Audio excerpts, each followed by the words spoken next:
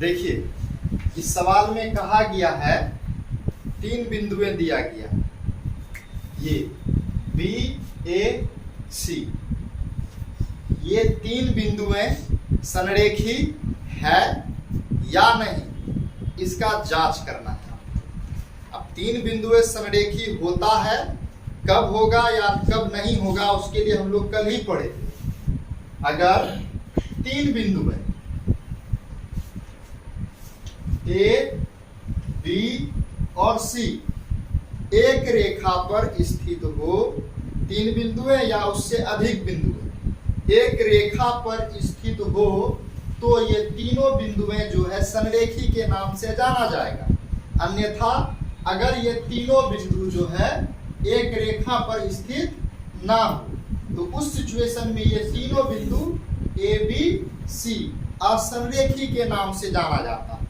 अगर तीनों बिंदु एक रेखा पे होगा तो संरेखी, और नहीं होगा तो असंरेखी के नाम से जाना जाएगा। तो संरेखी होने के केस में हम लोग ये तो जाने कि तीनों बिंदुएं एक रेखा पर होगा तो संरेखी होगा, लेकिन यहाँ पर 3 बिंदुएं दिया है, उससे पहचानेंगे कैसे कि तीनों बिंदु संरेखी है कि नहीं है। तो उसके लिए हम लोग क्या करते हैं, यहाँ पर गौर से समझिए, यहाँ पर क्या है ए से बी और बी से सी, तो हम लोग ए से बी का दूरी निकालेंगे, मान लीजिए 2 निकल गया, बी से सी का दूरी निकालेंगे, मान लीजिए 3 निकल गया। तो अब बताइए ए से सी का दूरी कितना होगा, 2 + 3 होगा, ए सी बराबर 2 + 3, तो यानी कि A B plus B C के बराबर होगा। तो हम लोग यहाँ से क्या देख रहे हैं कि ए सी बराबर जो है वो A B plus B C दिखना चाहिए। अगर ऐसा ये वाला कंडीशन है ना फुलफिल कर लेता है तो हम लोग कह देंगे तीनों बिंदु क्या है, संरेखी है। तो इसलिए हम लोग क्या किए, यहाँ पर 3 बिंदुएं दिया था, मान लिए माना कि बिंदुएं ए बी तथा सी संरेखी हैं। हम लोग पॉइंट ले लिए बी ए सी लिए, और हम लोग क्या कर रहे हैं, अब एक एक दूरी निकालेंगे। सब 3 दूरी निकलेगा।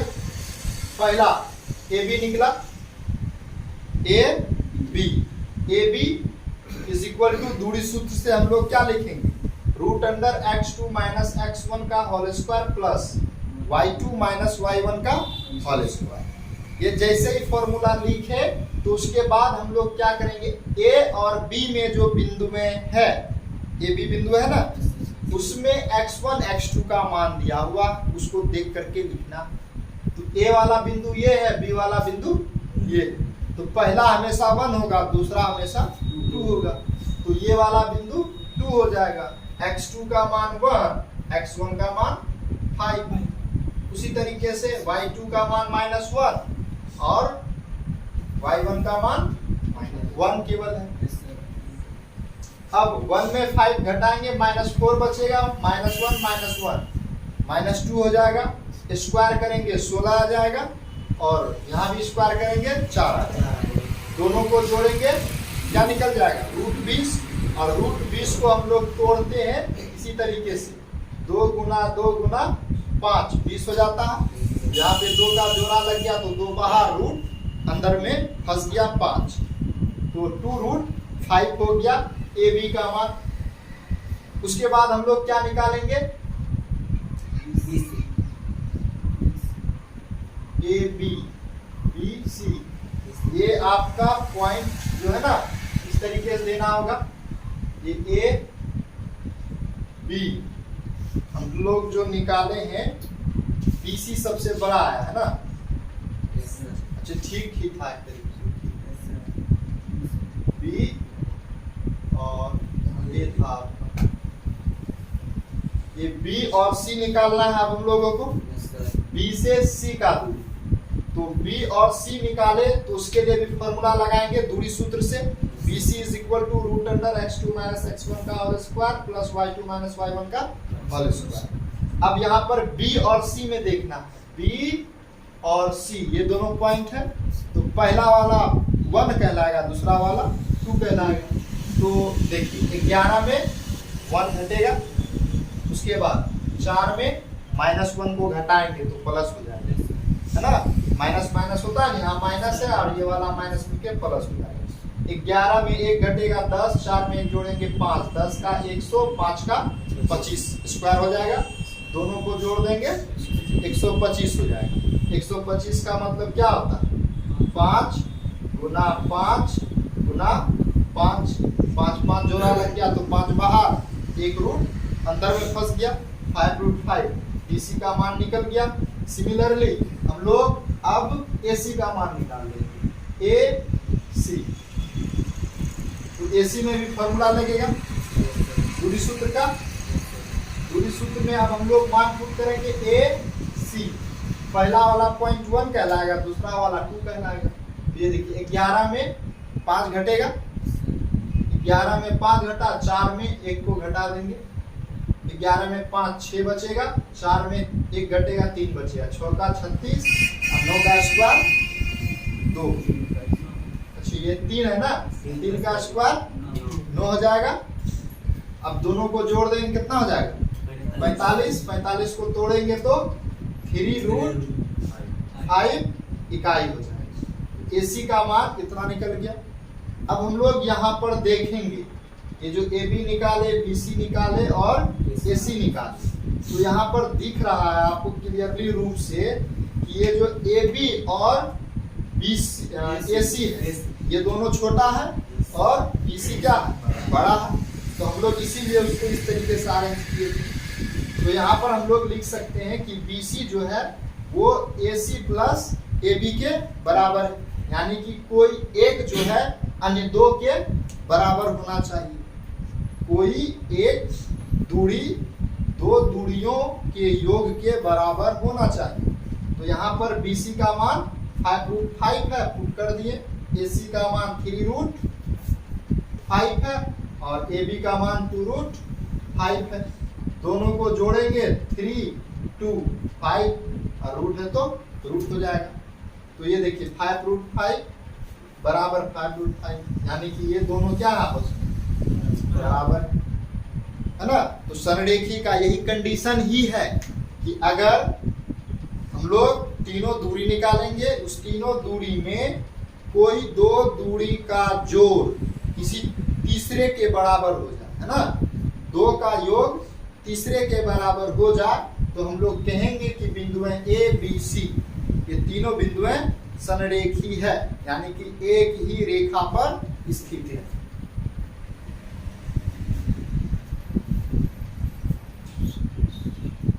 चलिए देखिए ये दो बिंदु दिया A और B, ये दिया हुआ है।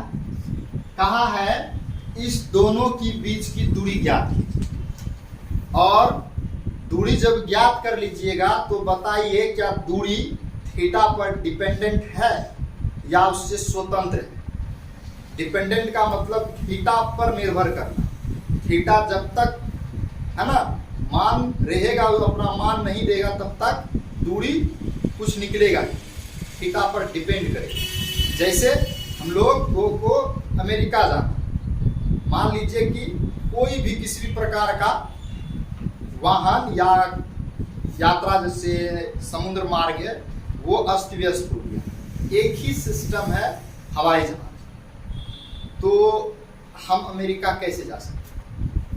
तो हवाई जहाज जब जाएगा तब ना, हवाई जहाज जब जाएगा तभी हम जा सकते हैं। हम डिपेंडेंट हो गए हैं उन पर, स्वतंत्र नहीं। जब जाएगा तब ही हम जा सकते हैं, लेकिन स्वतंत्र का मतलब है नहीं जाएगा, खुद हवाई जहाज है चल जाएगा। जैसे पक्षी हवाई जहाज से आएगा, कहेगा कि चलो, तो अपने 1 2 3 हो जाएगा। नेट सेट लगे कोई दिक्कत नहीं है, पक्षी आराम से हाथ पाँव मारता हुआ 1 दिन 2 दिन लगेगा पहुंच जाएगा। और ऐसा पक्षी को प्रवासी पक्षी के नाम से जानते हैं। अब बहुत सारा प्रवासी, यहाँ का कुछ पक्षी दूसरे देशों में चले जाता है और दूसरे देश का पक्षी यहाँ चले आता है और वह प्रवासी पक्षी के नाम से जाना जाता है। तो इस दोनों के बीच की दूरी निकालना है, तो दूरी निकालने में कोई दिक्कत तो होना नहीं चाहिए। जैसे कि हम लोग देख रहे हैं यहाँ पर x1 जो है आपका ये है a, या आप इसको जो है आप कीजिए क्या x2 मान लीजिए, a1 हम लोग इसको मान लेते हैं आसानी रहेगा सॉल्व करने में। और x2 जो है इसको मान लेंगे a plus r cos theta.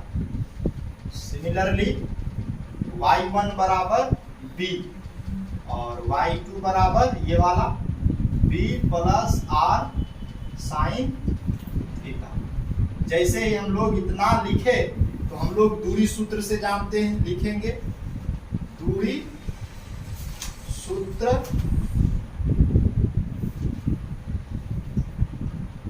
से क्या चीज, तो a b बराबर root under x2 minus x1 का whole square plus y2 minus y1 का होल स्क्वायर। अब हम लोग क्या करेंगे, मान पुट करेंगे।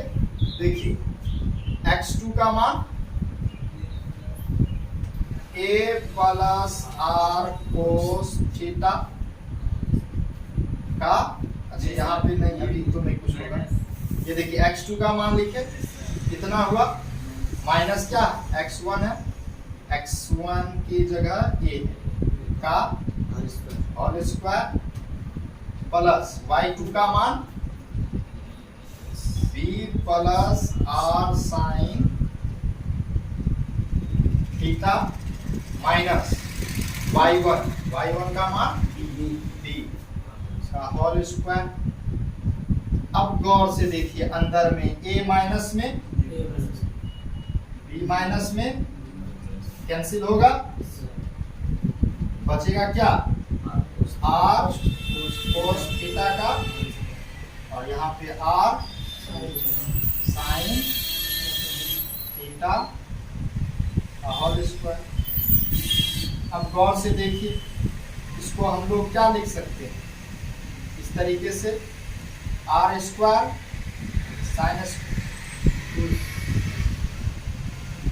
कोस स्क्वायर थीटा लिख सकते हैं।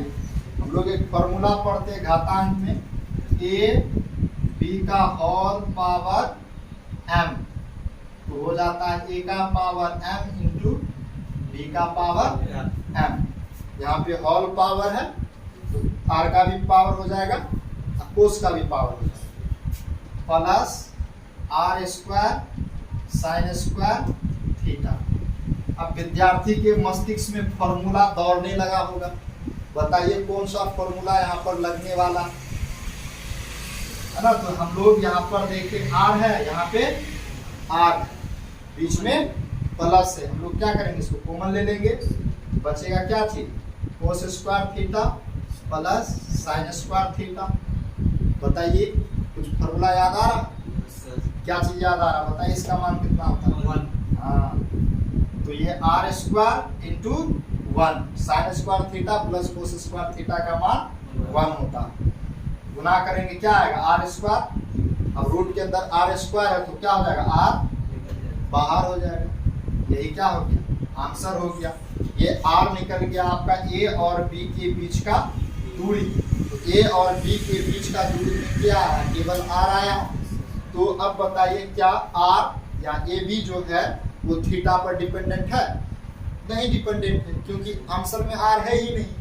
अगर रहता r, जैसे हम लोग लिख देते r cos थीटा, तो डिपेंडेंट नहीं होता, r का मान 10 होता तब भी cos थीटा पर डिपेंड करता। थीटा का मान लगते 10 डिग्री तो कुछ अलग मान होता, लगते 30 डिग्री तो कुछ अलग मान होता, 40 डिग्री रखते तो कुछ अलग मान होता, लेकिन यहाँ पे वैसा कुछ है ही नहीं। अब यहाँ पे हम लोग थीटा का मान 1000 करोड़ रखें या 360 डिग्री रखें या 1 डिग्री रखें तो यहीं पे खत्म हो जाएगा। इसलिए कुछ भी रखेंगे ना यहाँ पे थीटा का मान, हर एक सिचुएशन में उसका आंसर आ रही है।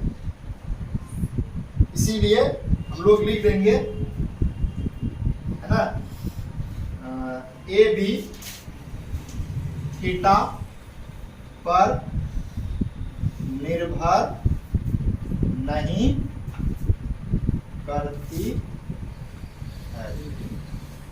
समझ में आया?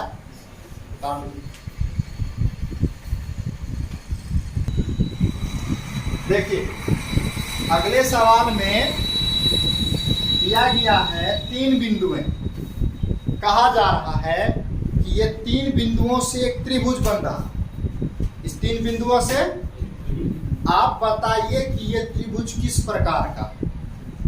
तो त्रिभुज किस प्रकार का है, इसको निकालने के लिए दो प्रकार का चीज हम लोगों को होना चाहिए। त्रिभुज को दो आधारों पर डिवाइड किया गया है, एक कोण के आधार पर, एक भुजा के आधार पर। तो यहाँ पे कोण तो किसी भी दृष्टिकोण से निकलेगा, तो यानी कि भुजा के आधार पर हम लोग बताएंगे कि त्रिभुज किस प्रकार का है। भुजा के आधार पर त्रिभुज तीन प्रकार का होता है, समबाहु, विषमबाहु और समद्विबाहु त्रिभुज। तो अब किस प्रकार का है उसके लिए हम लोगों को भुजा निकालना होगा। तो हम लोग मान लिए कि माना कि बिंदु में ए, बी और सी है ना, त्रिभुज के शीर्ष हैं। अब ये अगर त्रिभुज के शीर्ष हैं तो तीनों भुजा का दूरी निकालना, तो दूरी निकालेंगे ए बी निकाले x2 माइनस x1 और y2 माइनस y1 दूरी सूत्र से। यहाँ पर देखिए x2 का मान क्या, हम लोग इसको मान लिए हैं x2 और इसको मान लिए हैं x1। देखिए 1 है तो 1, माइनस है तो यहाँ माइनस और यहाँ पे माइनस, ये वाला माइनस और फार्मूला वाला माइनस मिलके क्या हो जाएगा, प्लस हो जाएगा, तो √3। उसके बाद फिर 1 में √3 को घटाएंगे, 1 माइनस √3, कोई दिक्कत। y2 का मान इसको हो जाएगा 1 और y1 का मान है ना √3 हो जाएगा। जैसे इतना रखे तो अब इसको सॉल्व नहीं कर पाएंगे, ना ही जुटेगा ना ही घटेगा। तो क्या करेंगे, दिख रहा था a प्लस बी का, a माइनस बी का तोड़ दी, a square plus B square plus 2ab। a square में 1 हो जाएगा, √3 का स्क्वायर 3 हो जाएगा, और 2ab करेंगे तो 2√3 आएगा। फॉर्मूला का एक्सपेंडेड रूप रखा गया। यहाँ पर a माइनस बी का होल स्क्वायर, a स्क्वायर 1 हो जाएगा, b स्क्वायर 3 हो जाएगा और माइनस 2ab हो जाएगा, तो माइनस 2√3 हो जाएगा। यहाँ पर माइनस 2 यहाँ पर प्लस 2√3 कट जाएगा, 1 प्लस 3 4, 1 प्लस 3 4, 4 और 4 8 होगा, 8 का स्क्वायर रूट 2√2 होता है, या 4 4 कॉमन लेंगे, 4 का आपका 2 निकल जाएगा, √2 अंदर में फंस जाएगा। ए बी निकल गया। सिमिलरली बी सी निकालेंगे, बी सी बराबर दूरी सूत्र से इतना लिखेंगे। अब गौर से देखिए x2 का मान और x1 का मान, तो x2 हम लोग मान लिए -1, इसको मान लिए -1 और ये आपका क्या आता है, क्या BC है ना, हाँ BC में, तो BC में लेंगे हम लोग। तो ये आपका देखिए यहाँ पे x2 का मान -1, उसके बाद माइनस और यहाँ पे -√3 है, तो माइनस माइनस प्लस √3 हो जाएगा। उसी तरीके से -1 और -√3 हो जाएगा।